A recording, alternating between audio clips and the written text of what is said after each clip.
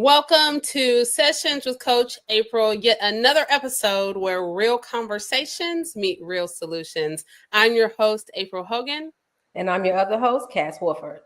And today we're exploring the glow up of failure. How what feels like a flop can actually be the first chapter or the second chapter or even the 10th chapter of your success, right? So first I'm going to ask, how are you doing today, Cass? I'm doing so much better. I've been sick for the past week and I finally feel like I'm coming over the hurdle of coming down off of it. So I feel great today, actually. You said coming over a hurdle of coming down off of it. So that's what's up. Yeah. Absolutely. All right. So we're going to start by breaking down the word failure itself. When you think of failure, it sounds so final, but is it? So failure is often the best teacher, right? But it doesn't mean that when you're in it, right? So what's one flop cast that you think of that shaped today's biggest success stories for you? If I'm being completely honest, I'm still a work in progress. It's been a lot of them. I think a lot of times like you said, when we're in it, it feels like it's so final. But when you look back over the course of your life, there's been so many failures and rises and failures, and you overcame and failures and you bounce back. So I can't really define just one. Mhm. I feel like all of them have contributed in some way.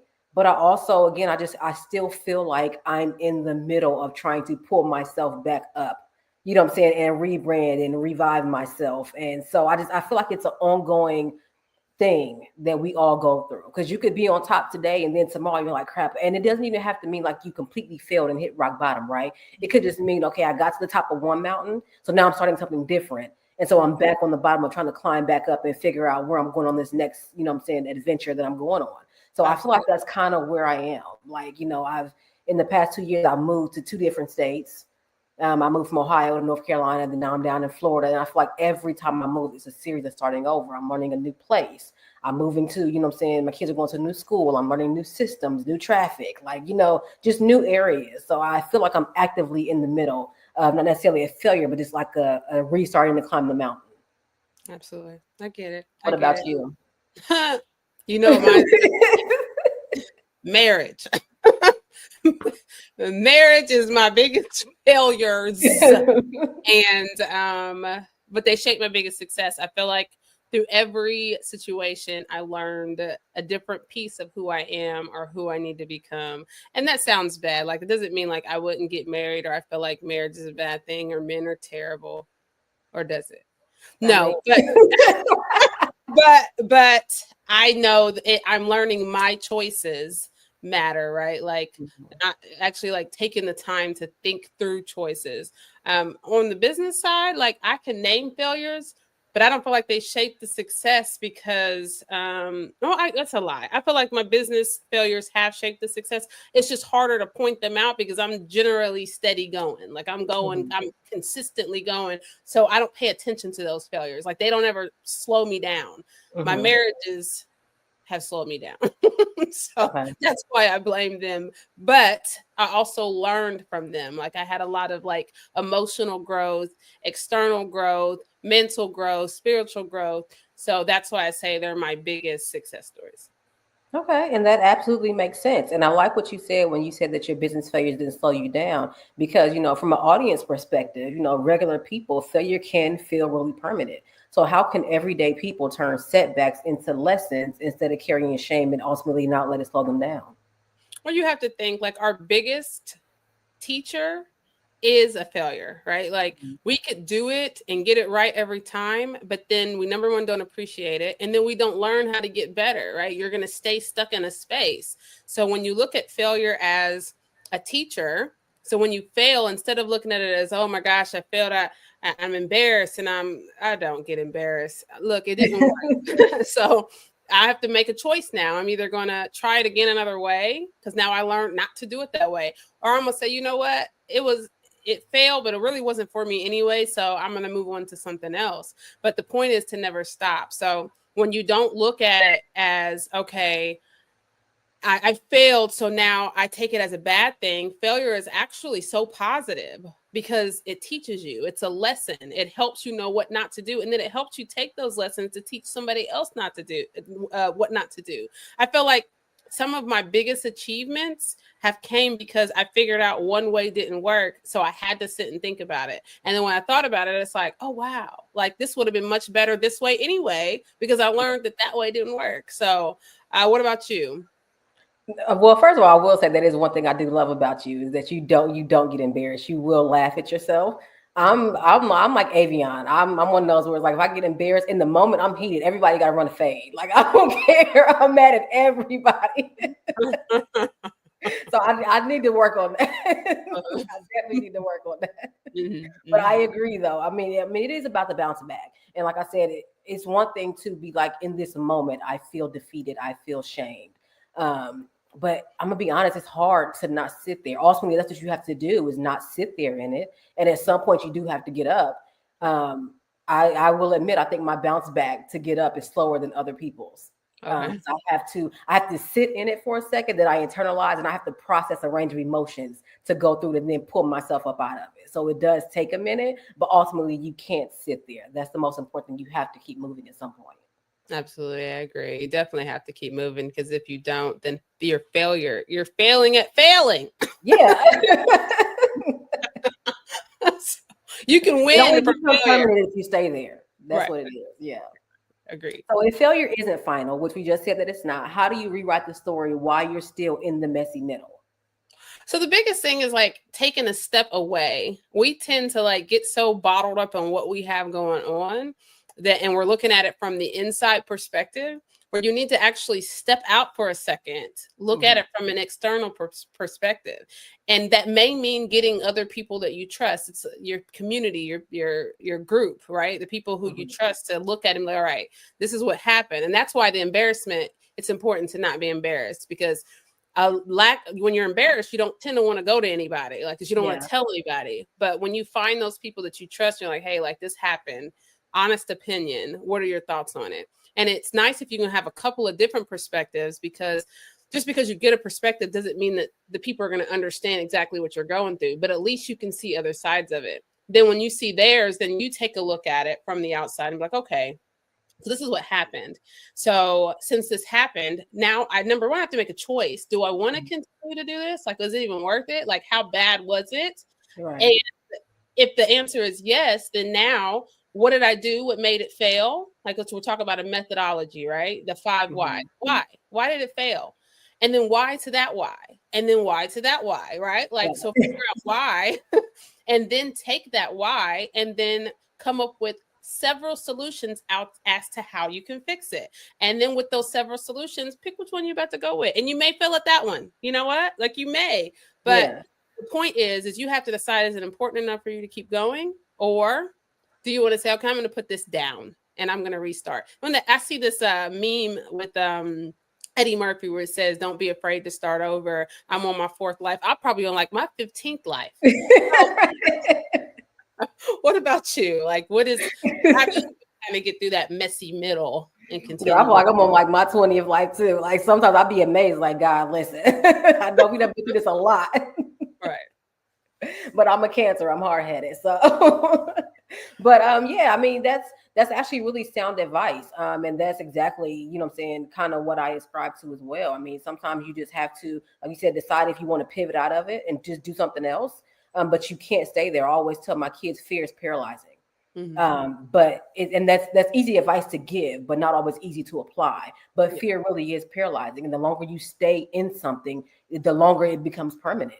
You know what I'm saying? Mm-hmm. The longer you let concrete sit, the longer it hardens and it becomes almost virtually impossible to get out of it. So Yeah. you still got to move around while things are still wet and you have the option. Again, it's not always practical to apply it when you're in the middle of that. But the important thing to remember is everything in the past you thought you couldn't overcome, you overcome it. Yeah. So that means you can overcome this too.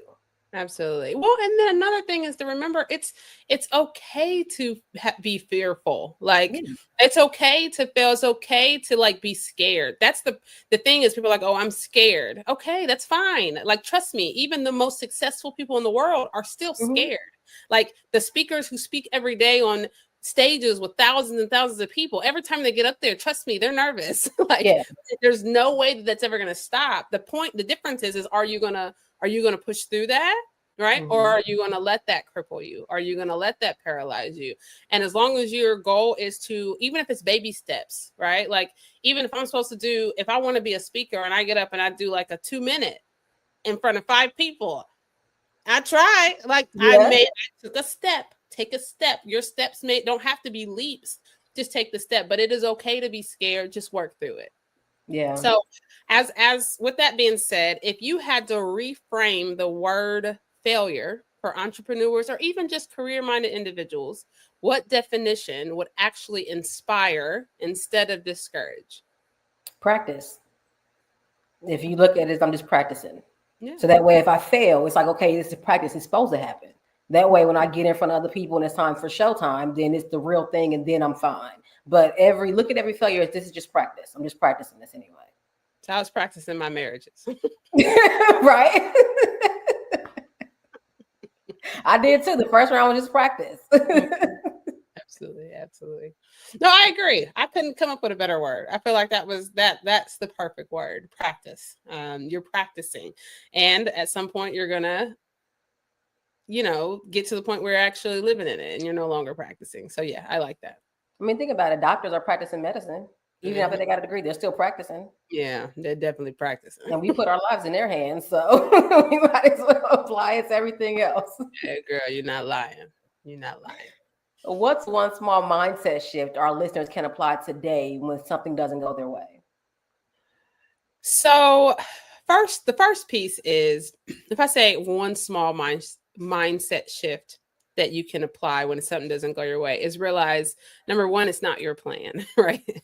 Like, and I don't want to turn it into, you guys know I'm a believer, so I don't want to turn it into a sermon, but it's not about you, right? So since it's not about you, technically, you didn't fail. Like, it's not going to go your way anyway. Like, and not saying that God failed, because he didn't fail. He's taking you through a process, and you need that process. Like, once you see what's at the end, you're going to be so thankful for everything that you went through to get you there. So we were actually talking about that today, me and Cassidy, on the way home. We were talking about Pandora, where Pandora was like failure after failure after failure.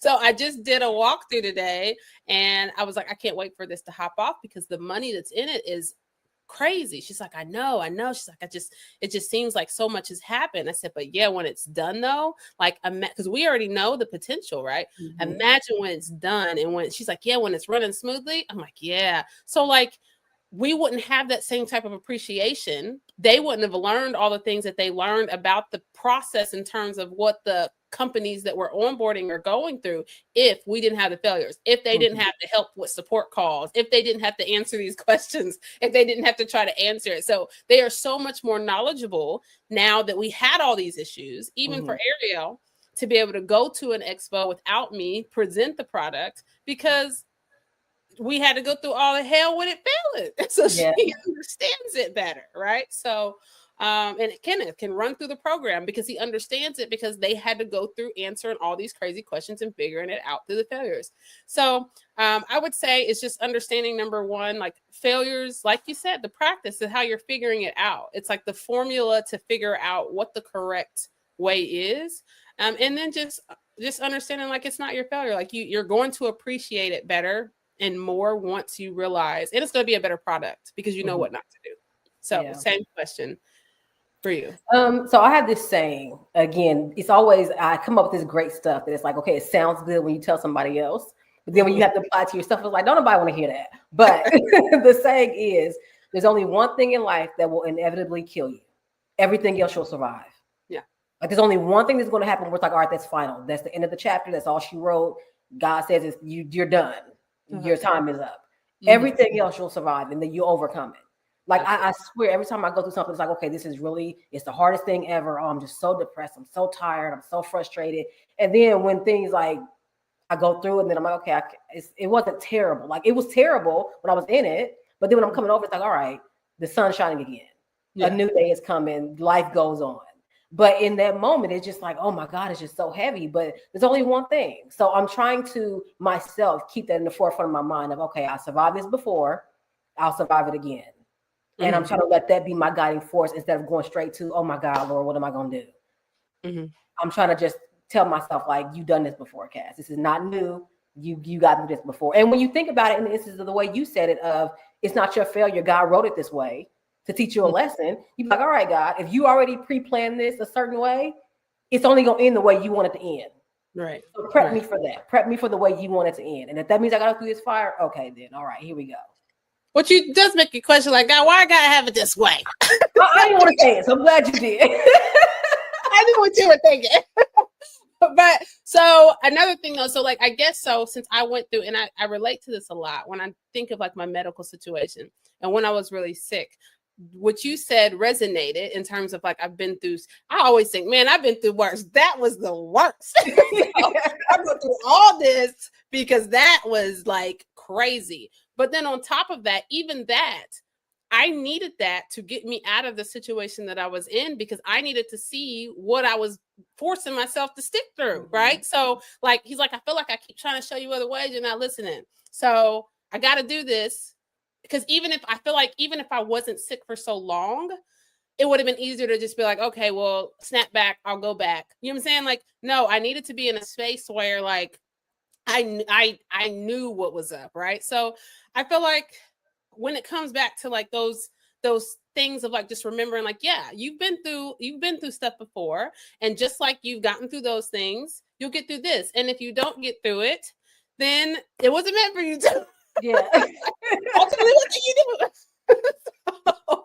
So you just got to keep on pushing either way. So let's talk about the bounce back though, because the rise after the fall is where the magic happens, right? Mm-hmm. Which is why you can't stay stuck. So how do leaders bounce back differently than those who stay stuck in the shame and the failure? Leaders don't let the shame and the failure define who they are. They know there's something greater out there that they still want to do. They know it's another mountaintop they want to reach. They know they have to do it by any means necessary. You know, it's easy to be like, all right, I'm sick of doing this. I'm gonna be honest with you. I've gotten to a point where even recently I'm like, you know what, Lord, I think I might be tired of trying to climb. Like, I think I'm tired of trying to run the rat race. I'm tired of trying to be like, I'm a break generational curses. I'm gonna do this. I'm gonna do that. I'm tired of it. Like, it's been enough failure. It's been enough, you know what I'm saying? Feeling like I've been kicked down the mountain again. I'm tired of trying to get back up there. I think I might just want to be like, all right, what's down here in the valley? Let me just settle down here and figure this out down here and make that where I'm gonna be at. Because it's more frustrating and hurtful to keep feeling like you're climbing it and then it's not going anywhere. Mm-hmm. So I don't think I want to do it no more. But then there's always that piece. It's like, okay, but you do though. You know there's something more that you want. You know there's more that you want to accomplish, more that you want to do, more that you want to see, not just for you, but for your family. Which is why I said my next life I'm gonna be by myself. Well, if I be like, I don't want to do it no more, I ain't got nobody going, but Mom, you can. Nope. If I want to stay out here, oh, nobody care. You said you wanted to be the ugly guy. Not even the ugly woman. The ugly guy. No, but I mean, I agree, and you probably won't believe this, but I just told Kizzy a couple of days ago, I just want to close this damn company. I'm tired, but I know I wouldn't be able to. Like, I do, I love my company, I love what I do, but it does have times where it's like, man, like it does feel like there's a lot of pressure. But then the alternative, right? To barely make it, it's you got to pick a struggle. Like, you either gonna struggle climbing or you gonna struggle because you're at the bottom. But I mean, and I'm not making excuses, right? I'm not gonna stop trying to climb. But when you at the bottom, it's kind of like it's an easier way out. I hate to say What's that. What's the easy way out? Just what is it? But then you don't have nothing. You be hungry. Because even necessities, you got to worry about how you going to get the necessities, all of that. So it's still a struggle. I donate to people on the street all the time. Oh my God. Even as the ugly dude, somebody be like, let me. And then God's blessing will be nobody donates to you because you know better. He said you wanted this. You're right. You're right. I'm gonna let you have that one, as Pinky was saying.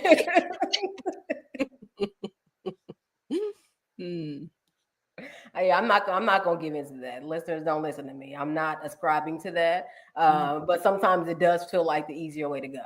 But that's not what we're That's not what we're about, right? We want you guys to bounce back. We want you to have the resilience to get up and keep going, because as long as you have breath in your body, you still have fight to do it another day. And it's always easy, like I said, to just lay down and be like, I'm gonna give up. But it's not just about you all the time.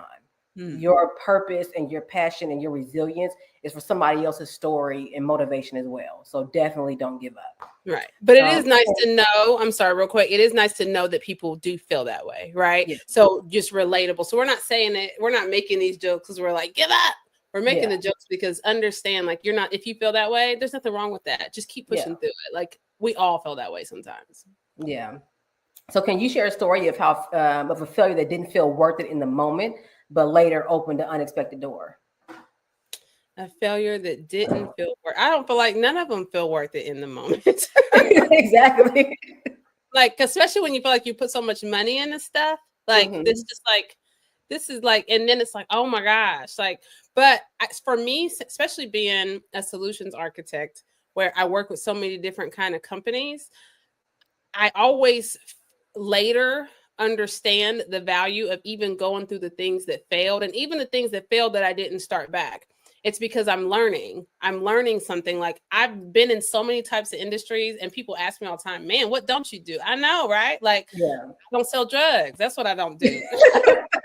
But anyway, I don't, y'all. So if y'all thought that's what she was about to say, I don't. We could, but but yeah, so I learned so much. And then because I work with companies, now I have the extra expertise to be able to tell somebody else how to do it because I tried it, or what not to do because I tried it. You know what I'm saying? So I feel like I don't have a specific story in terms of like what didn't feel. None of them do. None of these failures feel fun when it's happening. But the positive is what I take out of it after the fact. And I'm one of those who I don't really count the failures. Like, that's why I said my biggest failures earlier were marriages. My work failures, I don't count as failures because I very rarely get to a point where I say that I stop. Like, I just take it as like a sprint. When you're thinking of like, if those who don't know what that is, when you're working in like the development world and you're working in like a scrum, you have sprints. So you do something and then you evaluate and then you do another thing and then you evaluate, and you keep going back until you finally get the product. So if you make failures in those sprints, you're fixing them. So it's not necessarily a failure. It's a test. Hey, I'm testing it now. Did it work? Oh, no, it didn't. Oh, wait. So now let's do another sprint. So I don't necessarily consider my failures as failures. I consider it like a sprint because I'm going to keep on going. It's not a failed until I said, hey, I'm not doing this no more. Then it failed, but I made the decision. I made the decision. So technically it's not a failure. I just don't want to do it anymore. So how about you? What story of a failure didn't seem worth it to you, but later opened an unexpected door? Honestly, I can't pinpoint one either. I mean, I thought when I left Ohio, I didn't really consider it as a failure. I knew I wanted to do something different in my life. I feel like people around me looked at it as a failure. Because even to this day, they're like, well, why'd you leave? Why aren't you coming back home? You know, things like that. It's like, I want to do something different. I don't want to stay in the same place, doing the same things and not getting the results that I want. And I feel like me moving out of my hometown, and there's nothing against my hometown. You know, I'm a Midi to the day I die. Like, I love my city. I love the people there. I love the community I grew up in, for better or for worse. But I feel like there were just things that I wanted to accomplish that I couldn't do as long as I was still there. Stop looking like that. You still a Midi too. I am Midi. There were just things I wanted to accomplish that I couldn't do there. And I feel like sometimes people get so comfortable just where they are, they expect for you to stay comfortable there. And then they almost get offended when you're like, I'm not comfortable here anymore. Like, you have the audacity to uproot and leave and just leave us behind. It's like, well, no, you could move too. But if you want to stay, that doesn't mean I have to.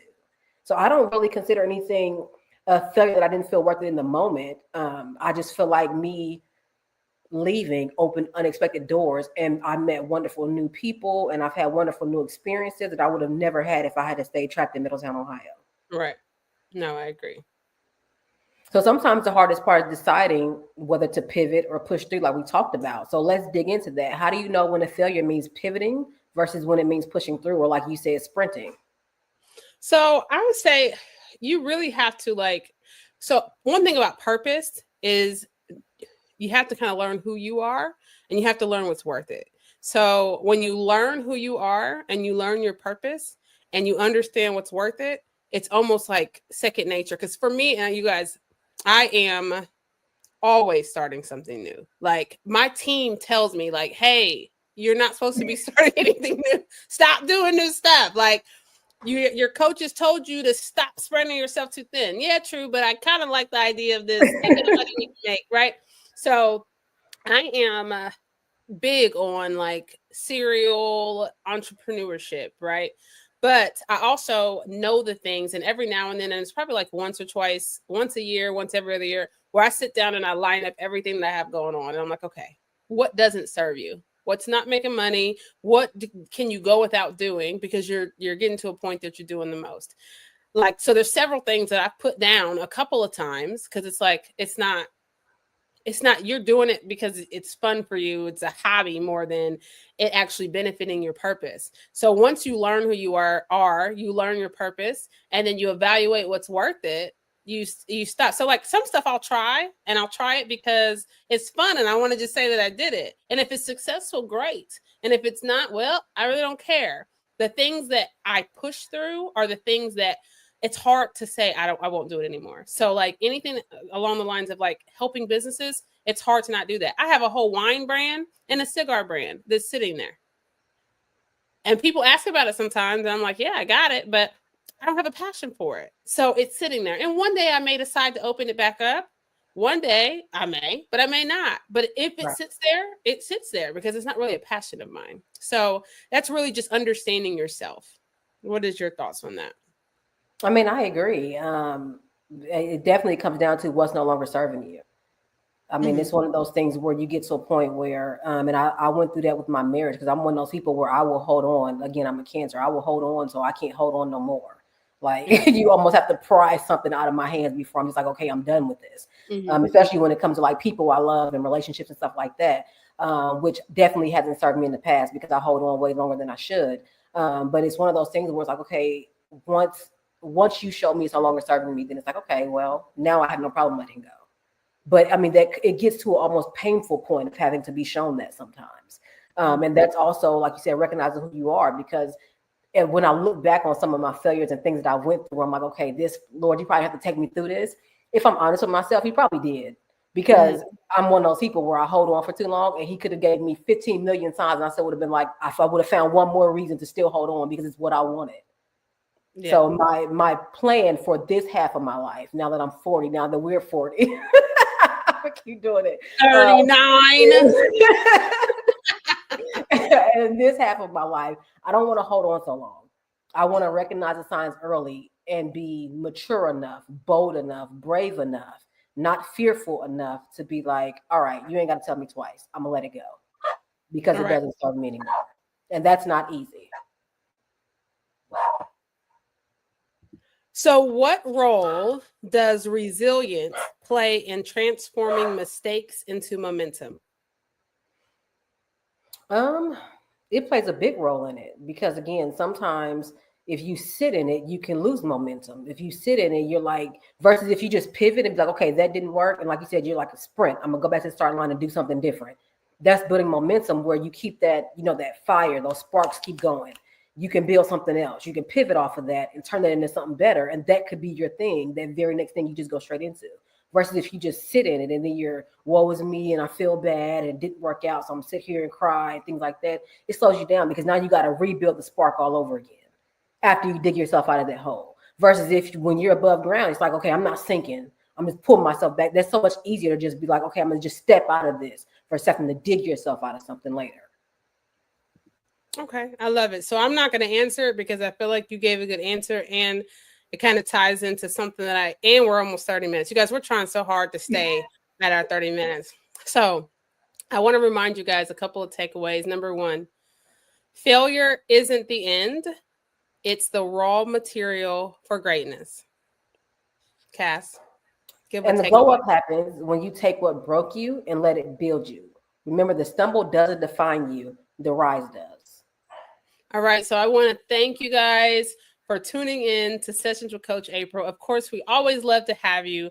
Make sure that you follow us on our social media. And then we'll see you next week, Wednesday at 12:15 lunchtime at Sessions with Coach April. Bye. Bye.